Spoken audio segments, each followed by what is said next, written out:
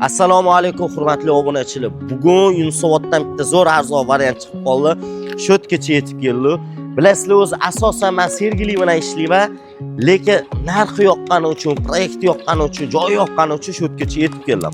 3 xonadan iborat 85 kvadrat metrni tashkil qiladi. 9 Yunusobod 9 deyiladi. Bu yerda hamma narsa yaqin deyarli. Kanechka deysizmi? Hamma bilgan o'sha arzon shashlik kelgan Sitora to'yxonamida shunaqasi bor edi. Bu yoqqa o'tganimizda qaranglar, bu yoq taraf Islomobod mahallasi deyiladi. Oldin nima deb nomlanishini bitta kommentariyada yozib qo'yishinglar so'rab qolamiz. Yog'imizda qaranglar, bolalar maydonchasi, pastda parkovkalar. Bu o'sha katta proyektlardan hisoblanadi. O'sha Sovet paytini eng oxirgi eng zo'r domlaridan hisoblanadi bular. Bular 3 xonasini bemalol 4 xona ham, 5 xona ham qolaverasiz. Uy obzorini boshlayveramiz.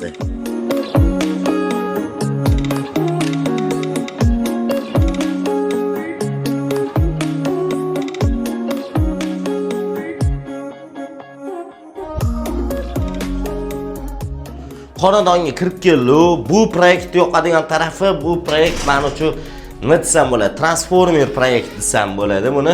Chunki men bu joyda hojatxona olib tashab turib, bu yoqqa ko'chirsangiz bo'ladi.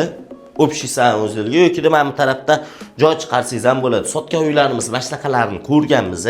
Endi bitta xonalar bilan tanishtirib o'taman. Bu yog'imiz detskiy xonasi bor. O'rtoqlar qaranglar.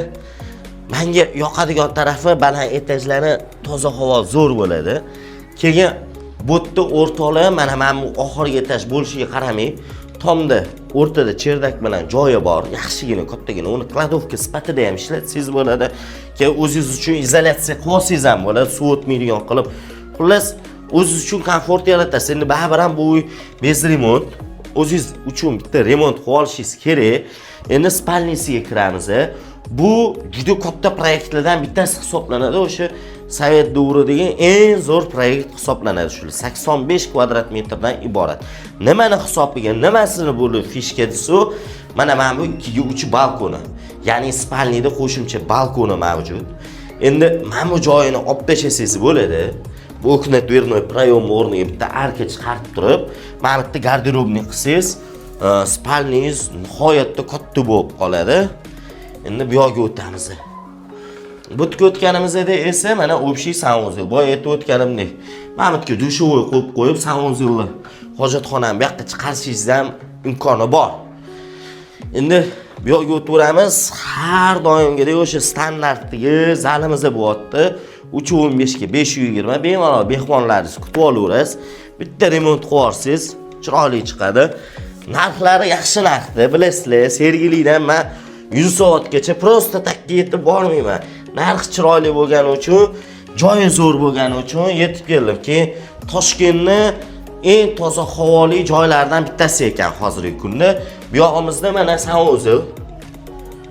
Mana sanuzili. Boya aytib o'tdim-ku, mana shu devorni olib tashasangiz, mana men obzorlarim ko'rganlar biladi. Ko'pchilik uyini obzor qilsa, mana shu joyini olib tashashgan kattagina bitta hol bo'lgan. Kirurishingizda, ishi video ham o'zgaradi, bagati chiqadi. Endi bu yoqqa o'tamiz.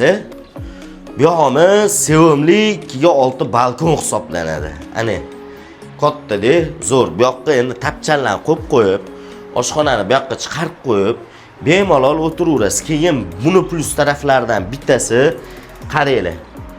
Shundoq, ro'parangizda dom yo'q, ochiq havo, manzara. Toshkentga tepadan maza qilib qarab o'tirasiz.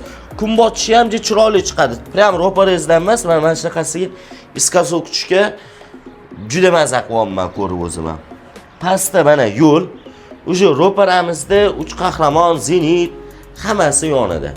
Xullas, общий umumiy maydoni 85 kvadrat metrni tashkil qiluvchi 3 xonali uyimizni narxi keladigan bo'lsa 66 ming so'ralyapti. Joyda yana savdolashadigan joyi bor. Keyin ipoteka ham qilsa bo'lar ekan. Agarda uy ma'qul bo'lsa, aloqaga chiqinglar, kanalimizga podpisatsiya qilib, mana shu videoni like bilan bizani qo'llab-quvvatlashni esdan chiqarmang. E'tibor uchun rahmat.